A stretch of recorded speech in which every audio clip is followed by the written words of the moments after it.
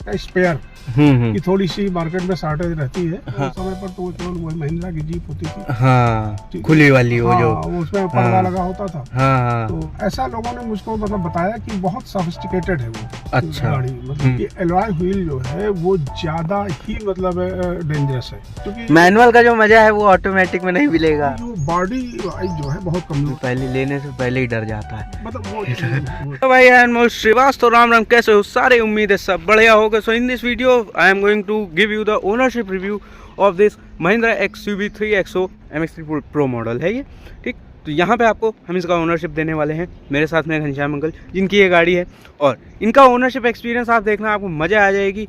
बहुत ही एक्सपीरियंस वाले, मतलब बहुत ही एक्सपीरियंसड ओनरशिप है ये। इंटीरियर वाइट है, बहुत ध्यान से रखना पड़ता है इसको, वाइट इंटीरियर। अच्छा, पिछले वीडियो में मैं एक चीज़ बताना भूल गया था, एयर बैग ऑन ऑफ करने का। यहाँ पे बटन दिया गया है, ऑन ही रखो, ऑफ करने की ज़रूरत ही क्या है।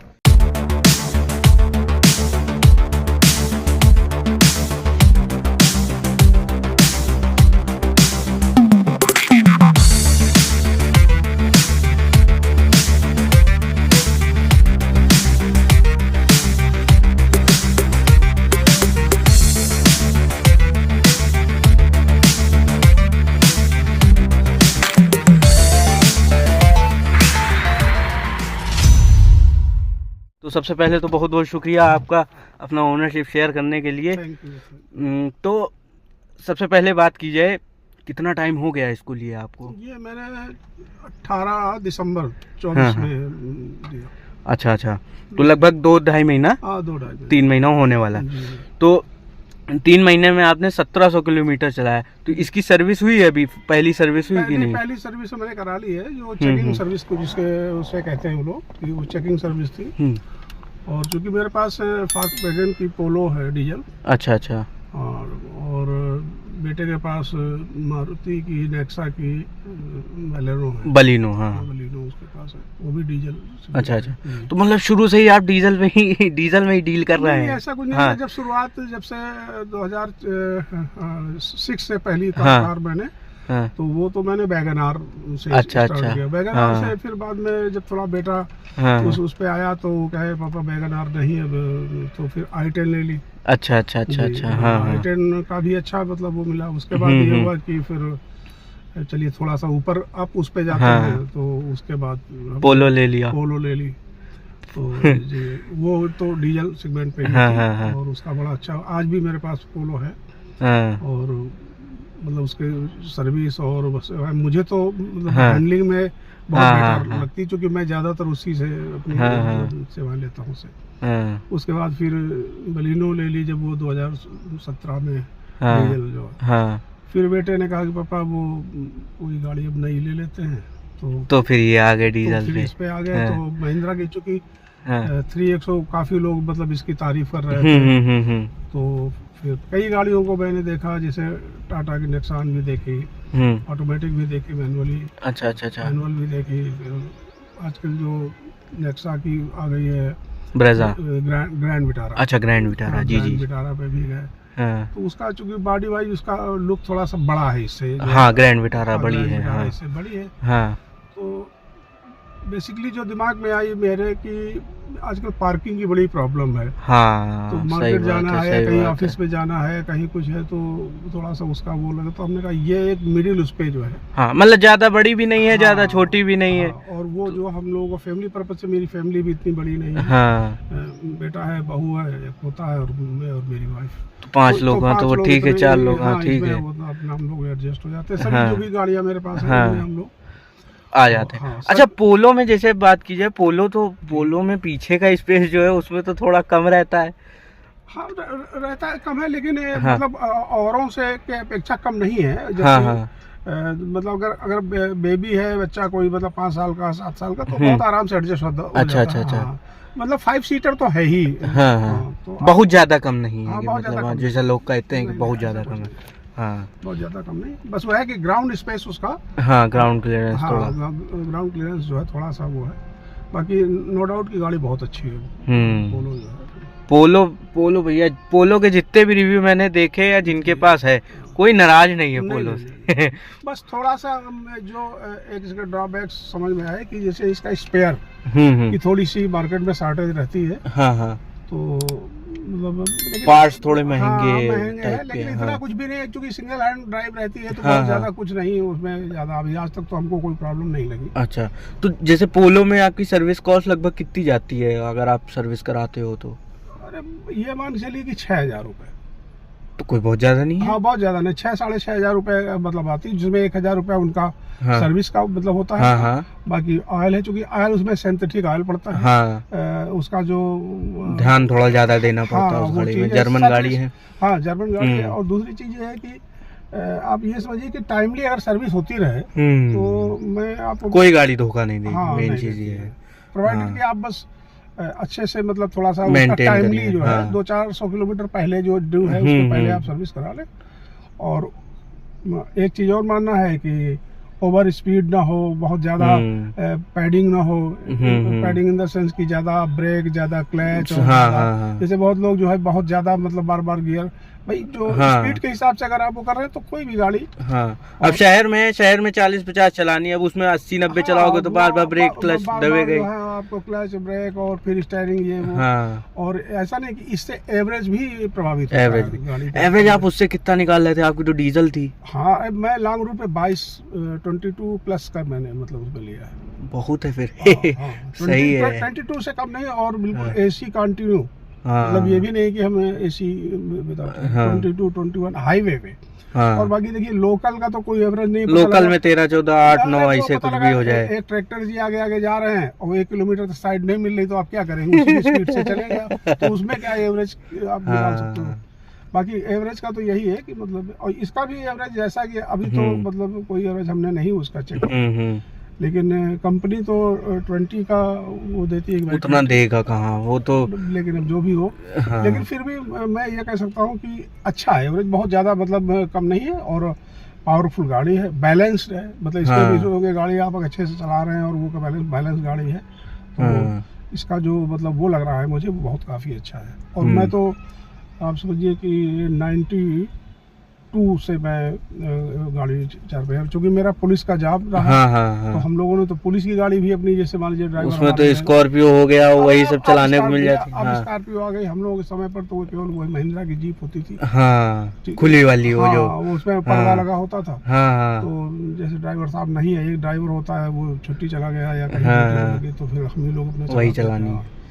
तो बाकी तो ठीक है गाड़ी काफी जो है, मतलब मैं तो अगर मेरे जो मिलने वाले हैं या पूछते हैं अगर, जी तो मैं तो एडवाइस करता हूँ कि, और कई लोगों ने मेरे कहने पे इसको प्रेफर भी किया। और आप अगर कभी माइंड करेंगे तो पुलिस पर्सनल इस गाड़ी को प्रेफर करता है। हाँ, ये हमने नोटिस किया है। हमारे यहाँ जो है पुलिस में हम काफी लोग जो सब इंस्पेक्टर हैं जो भी, मतलब तो वो महिंद्रा की पहले XUV 300 थी, अब उसका नाम चेंज करके 3XO कर दिया। हाँ, मतलब ये हमने देखा, नोटिस किया है कि जब जितने लगभग पुलिस पर्सनल जितने भी हैं वो सब ये XUV 3XO पे ही, मतलब 3XO 300 लाने के बाद 2-3 मतलब जो मुझे जानते थे हमारे सब इंस्पेक्टर साहबान या जो भी वो, तो मुझसे कांटेक्ट किए कि सर ऐसा है, तो हमने कहा नहीं बहुत अच्छी, तो लोग लाए।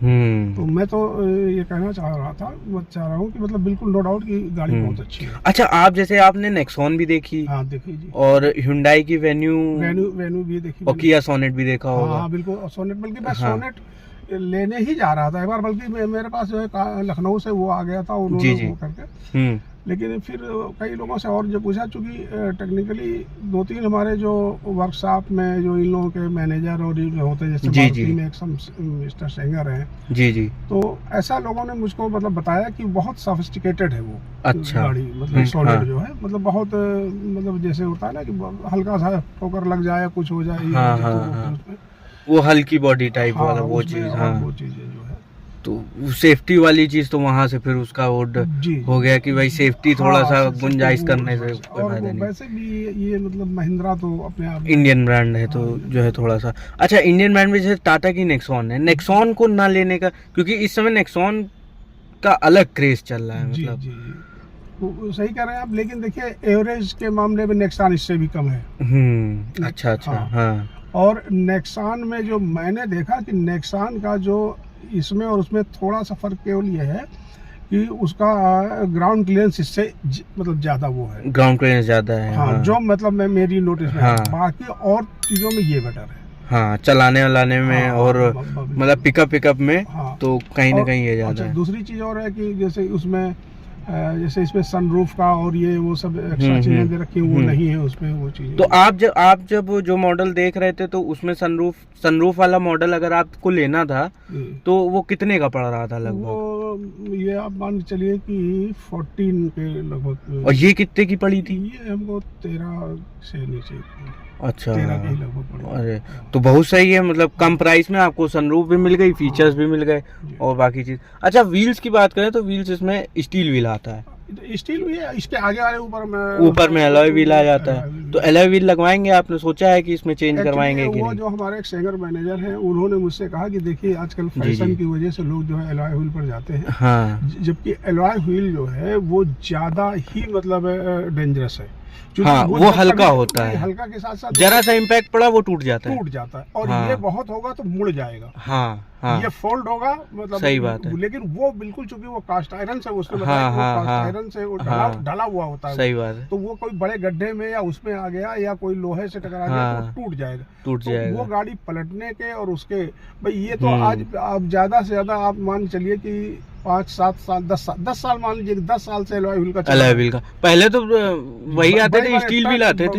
इतने हैवी ट्रक हैं, बसें हैं और सारी जो है तो वो सारा सब स्टील व्हील ही आते हैं। हाँ, तो तो मतलब एक तरीके से प्रैक्टिकलिटी के हिसाब से आपने इसमें एलॉय व्हील वाला नहीं है, एलॉय व्हील नहीं मान लीजिए मैं इसमें मॉडल पे ना भी था तो बाहर से मतलब हाँ, बाहर से लगवा लेते हैं। 50-60 हजार रुपए में हाँ, ये सही मेरे बात, बिक भी जाते, लेकिन सही बात। कोई मुझे मतलब उसकी नीड ऐसी लगी, नीड ऐसी नहीं लगी। इससे कोई मतलब वो चीज नहीं। अच्छा, चलाने में जैसे बात की जाए, आपने ऑटोमेटिक चलाया था और नेक्सॉन का? एक्चुअली देखिए एक चीज मैं आप बताऊँ, देखो नो डाउट कि वो अच्छी है, उसमें आपको क्लच नहीं करना, ये नहीं करना जी, लेकिन फिर वो एक तरह से बैठ करके जैसे होता है ना कि हम बिल्कुल हैंडीकैप्ड हो गए तो स्कूटी चला रहे। हाँ, नहीं तो वो चीज आप एक बात बताइए, जैसे इस एज पे आपको कुछ ना कुछ तो एक्सरसाइज होनी चाहिए भाई। सही बात है भाई, आप एकदम बैठ के स्कूटी ही की तरह हो गया। अब जो पता लगा कि हम ना गियर ना वो, और देखिए उसमें इसमें तो आप ज्यादा अलर्टनेस रहेगी। सही बात है। स्पीड कम है तो गियर डाउन करना है, ज्यादा पे जा रहे हैं तो गियर अप करना है, सही बात, एक्सीलेट करना, ये करना वो करना। और उसमें तो चूंकि ऑटोमेटिक गियर बदलता है अपने आप स्पीड के हिसाब से।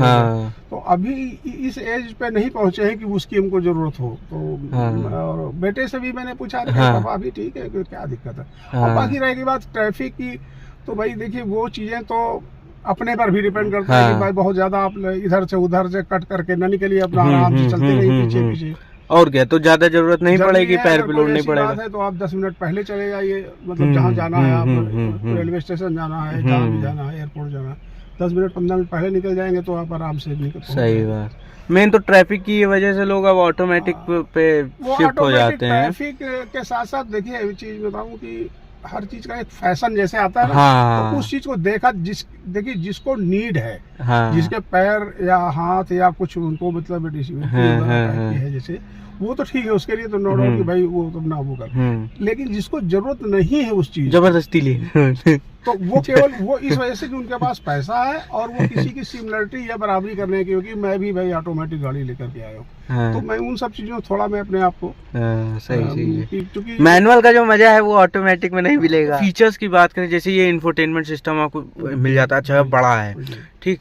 तो अभी तक जैसा कोई लैग वैग वाली चीज तो नहीं है, क्योंकि महिंद्रा में ज्यादातर बग आते रहते हैं, कभी स्क्रीन नहीं चल रही है, हैंग हो रही है या वो चीज। तो आज तक मुझे कोई ऐसी वो नहीं आई है, कोई भी मुझको वो नहीं है। और जो मेरे मतलब होता है, जैसे कि मान लीजिए ड्राइविंग के समय पर आपको मोबाइल नहीं यूज करना चाहिए, तो वो व्यवस्था इसमें है कि भाई अपना जो है कनेक्ट है, तो हमारा जो है कॉल ऑल आई तो अपना हमने उससे उठा लिया, बात करने का वो भी स्टार्ट में बात की। चीजें नहीं कि अब मोबाइल आप उठाइए, तो वो मुझे सुविधा मिल रही है। अकेले पर ये होता है कि जैसे म्यूजिक सिस्टम होना चाहिए, तो उससे थोड़ा सा मतलब आदमी का मन लगा रहता है, अकेला पढ़ने में महसूस होता है, नहीं होती, तो वो चीज भी है। म्यूजिक आउटपुट भी अच्छा खासा ठीक ठाक हरमन का दे रहे हैं, तो ठीक है वो चीज। मतलब देखिए एवरेज जो है, ऑन एवरेज जो है, इसमें जो भी फीचर्स हैं सब काम के हैं और मतलब आपकी जरूरत इससे पूरी होती है। हाँ। अब रह गई बात कि इसके एक्स्ट्रा जो भी आप ऊपर जाएंगे, वो जो 360 डिग्री कैमरा और वो दुनिया की चीजें हैं, फिर वो तो कैमरा की ज्यादा नीड नहीं लगती इसमें, मतलब पीछे देखने के लिए है। हाँ बस, बाकी तो फिर पहले तो आता भी नहीं था, ये तो अभी देने लगे। पता है ना, जैसे अलॉय व्हील है, बैक कैमरा है, ये है, सेंसर है, ये तो सब बहुत जल्दी। अब आप लोग एक्सपीरियंस वाले, आप पीछे देख के ऐसे अपना घुमा लिए, हो गया। तो अब ऐसा नहीं कि मतलब हम जो है पूरा एकदम स्टीयरिंग, हाँ ना वो भी नहीं, स्टीयरिंग रख करके और मैं पीछे बैक करके पूरा मतलब जो है साइड से मैं देख करके पूरा, बस बहुत जरूरत पड़ी तो विंडो मतलब ये बस तो उतना ही बढ़ता है। और अननेसेसरी जो है इसमें वो देख लेते हैं कि कोई गाड़ी पीछे नहीं है, कोई तो गड्ढा नहीं है, तो एक तरीके से असिस्टेंस वाली चीज है कि आपके ड्राइविंग में थोड़ा सा एनहेंस ही कर रही है कि गाड़ी आपकी सेफ रहे। स्पीड की बात करें, आप कितनी स्पीड तक ले गए इसको?